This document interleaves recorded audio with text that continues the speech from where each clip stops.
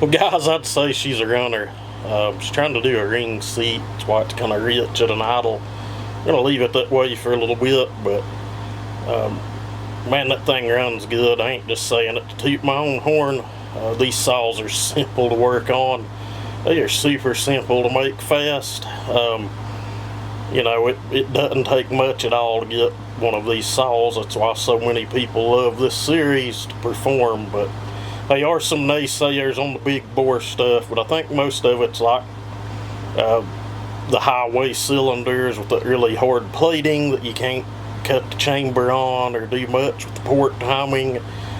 I've always had really good luck with the Farmer Tech stuff, getting it to run good. But anyway, guys, with that said, may see this one again. Who knows when, but y'all have a good one.